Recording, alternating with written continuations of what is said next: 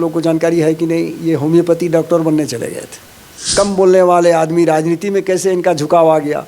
इनके पिताजी भी आश्चर्य हुआ करते थे कि हम चाहते थे कि डॉक्टर बने, ये नेता बनने के लिए तैयार हो गया। नमस्कार, मैं हूं आपके साथ निज़ाम खान। आप देख रहे हैं राष्ट्र संवाद। राष्ट्र संवाद में आपका स्वागत है।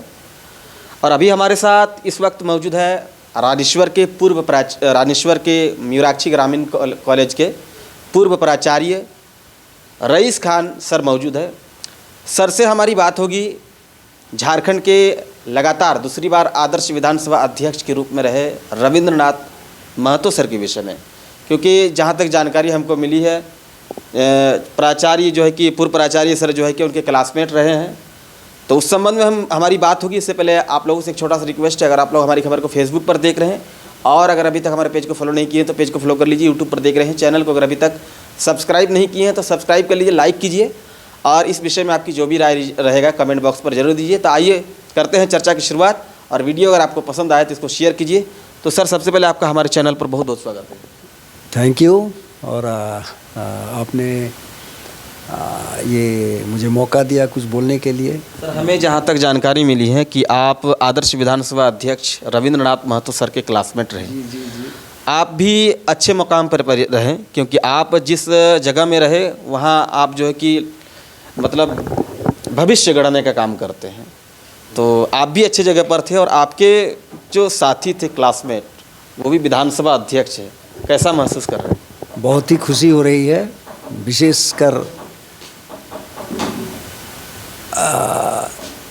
खुदा का शुक्रिया अदा करना चाहता हूँ कि सेकंड टाइम फिर से स्पीकर इनको बनाया।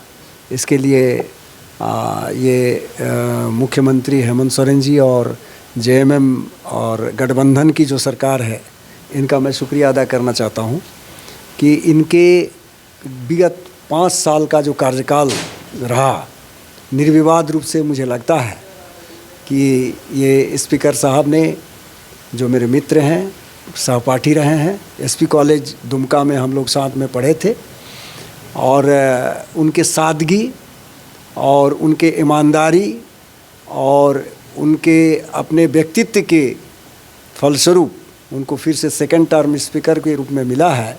थोड़ा सा पास्ट में हम जाना चाहेंगे सर। जब आप लोग पढ़ाई करते थे उस समय की कुछ बातें सर के साथ। इनका साइंस था, आईएससी में पढ़ते थे और मेरा आर्ट्स था।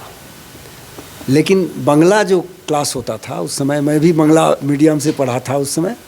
अमजोड़ा हाई स्कूल का जो 100 साल पुराना हाई स्कूल है, वहाँ से मैं मैट्रिक पास किया था। उस समय 11 क्लास में मैट्रिक हुआ करता था, 7 क्लास में बोर्ड परीक्षा हुआ करता था।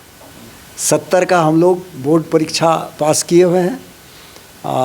ये महतो जी जो आज ऑनरेबल स्पीकर हैं, और जब हम लोग 76 में पहली बार एडमिशन लिए हम लोग एसपी कॉलेज में, तो ये साइंस फैकल्टी में इनका था नामांकन और मेरा आर्ट्स में था।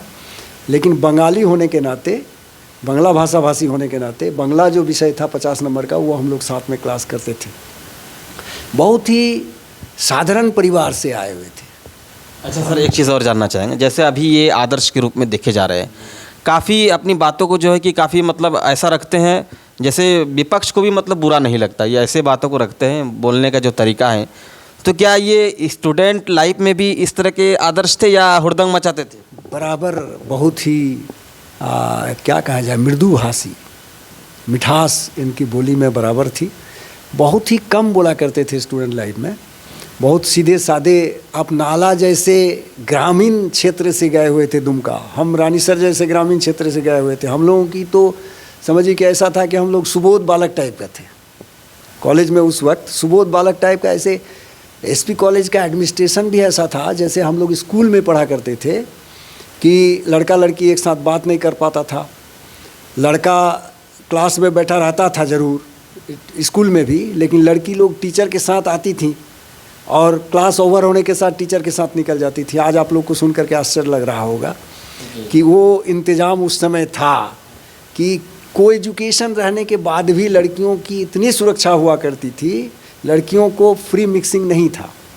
लड़की टीचर के साथ क्लास में आती थी और टीचर जैसे घंटी बजती थी, टीचर निकले तो क्लास से निकल जाती थी और जाके कॉमन रूम में रहती थी। एसपी कॉलेज में भी जब हम लोगों ने नामांकन लिया तो कॉलेज होने के बाद भी बावजूद भी वही व्यवस्था वहाँ भी थी। ऑनर्स तक मैं तो मास्टर डिग्री वहीं से किया, इन्होंने तो फिर इंटर करने के बाद अपना बदल लिया था।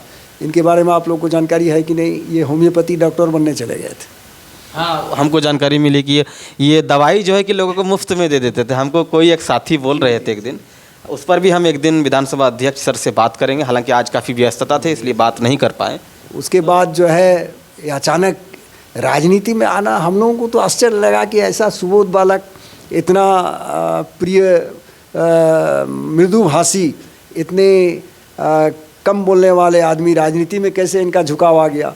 इनके पिताजी भी आश्चर्य हुआ करते थे कि हम चाहते थे कि डॉक्टर बने, ये नेता बनने के लिए तैयार हो गया। तो खैर इनके पिताजी का भी व्यवहार बहुत अच्छा था। अभी तो रिसेंटली वो डेथ किए हैं 4 दिन पहले। मैं उनके चचा बोलता था, मैं जब जाता था इनसे मिलने के लिए, पहले भी गया, बाहर में बैठ कर के चचा से बहुत गप करता था।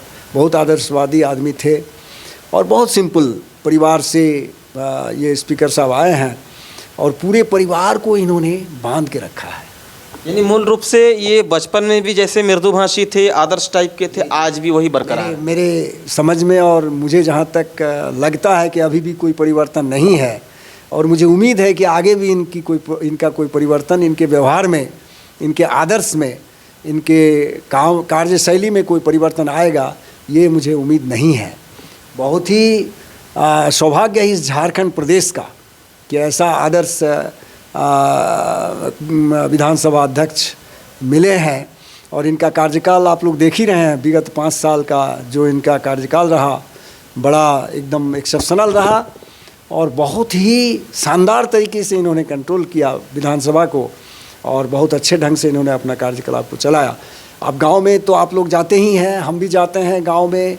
हमारे साथ बंगाल के कुछ लोग आए हुए थे तो, और कुछ बाहरी लोग हमारे साथ आए थे इनसे मिलने के लिए। तो लोग गांव में इनका घर देख कर के ताज्जुब हो गया कि स्पीकर का घर इतना सीधा साधा, इतना सिंपल घर में रहते हैं स्पीकर साहब, तो काबिल तारीफ़ है।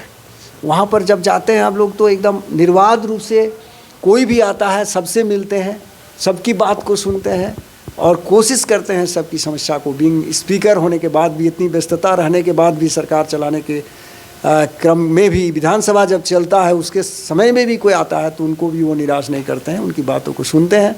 और मुझे आज फ़ख्र हो रहा है, गर्व हो रहा है कि मेरे एक साथी जो इस तरह का एक झारखंड प्रदेश के विधानसभा के स्पीकर हैं, ये मुझे बहुत ही खुशी हो रही है और फ़ख्र हो रहा है। तो ये आप सुन रहे थे समाज के उस शख्स को जो समाज के प्रति काफ़ी दायित्व रखते हैं, वैसे शख्स को आप सुन रहे थे, यानी कि म्यूराक्षी ग्रामीण कॉलेज के पूर्व प्राचार्य मोहम्मद रईस खान सर को, और जो अपने सहपाठी यानी कि आदर्श विधानसभा अध्यक्ष रविंद्रनाथ महतो के विषय में काफ़ी कुछ बातें बता रहे थे। इस विषय में आप क्या सोचते हैं कमेंट जरूर करें। खबर अच्छी लगे तो लाइक शेयर करें, हमारे पेज को फॉलो करें, यूट्यूब चैनल को सब्सक्राइब करें। कैमरा पर्सन इरफान खान के साथ निज़ाम खान की रिपोर्ट। धन्यवाद।